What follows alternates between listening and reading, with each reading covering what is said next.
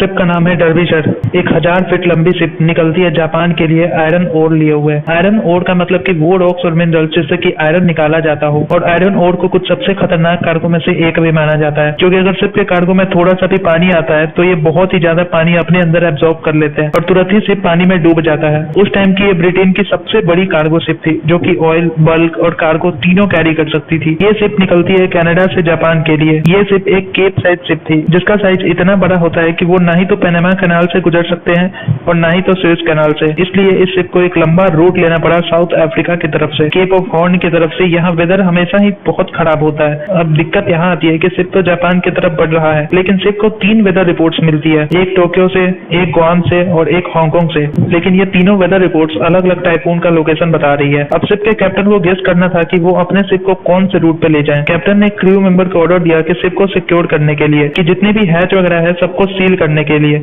अब कैप्टन जिस तरफ जा रहे थे, 1 घंटे बाद ही पता चलने लगा कि रूट सही नहीं है, लेकिन कैप्टन गेस के अलावा कुछ कर भी नहीं सकते थे। लहर इतना ज्यादा बढ़ गया था कि शिप खुद को अभी से ही एक स्पीड में नहीं रख पा रही थी। कंडीशन और भी खराब होती चली गई। शिप और स्टॉर्म के नजदीक चलता चला गया। Wind speed 80 kilometre per hour से चलने लगी। पानी की लहर 30 फीट से भी ऊपर आने लगा। शिप बेतहासा हिलने लगी। जैसे जैसे शिप और स्टॉर्म के नजदीक बढ़ने लगी, विंड की स्पीड बढ़कर 105 किलोमीटर पर आवर हो गई। वेव्स की लंबाई 40 फीट से भी ऊपर हो गई। अब 5 दिन बाद तक ना ही तो शिप कहीं रडार में दिख रहा था, ना ही तो शिप ने कोई डिस्ट्रेस कॉल भेजी। सारे 42 क्रू मेंबर्स और 2 ऑफिसर्स की वाइफ के घर वालों में खौफ का मंजर था। अब सोचने वाली बात यह है कि 1000 फीट लंबी कंटेनर शिप अचानक से कैसे गायब हो गई। बहुत सालों तक रिसर्च चली, फिर तब जाके ये पता चला कि शिप के कार्गो में विंड आने के लिए कुछ ऐसी पाइप्स लगी होती है। 2 दिन के तूफान के कारण इस पाइप से पानी कार्गो एरिया में चलती चली गई। फिर भी जब शिप तूफान के अंदर गई, तब वेव्स इतना ज्यादा बढ़ गया कि पहले से ही वीक हुए विंड पाइप को पूरे बेस से ही तोड़ दिया। अब 2 दिन से आयरन और कार्गो में पानी जाने के चलते शिप पहले से ही आगे की तरफ झुकने लगी थी, और जब लास्ट वेव आई तब विंड पाइप को ही पूरा तोड़ कर रख दिया। अब क्योंकि विंड पाइप आगे के हिस्से में होती है, जिस कारण से किसी को पता भी नहीं चला कि विंड पाइप टूट गई है। अचानक से रात को शिप में आगे वाला हिस्सा पानी के अंदर जाने लगा। कैप्टन पैनिक होने लगे। अब कुछ चंद मिनटों में ही शिप आगे की तरफ से समुद्र में घुसता चला गया, और ये इतना जल्दी था कि कैप्टन डिस्ट्रेस कॉल भी नहीं भेज पाए। तो ये थी पूरी घटना। तो मिलते हैं एक और नए वीडियो में। सब्सक्राइब का बटन जरूर दबा दें।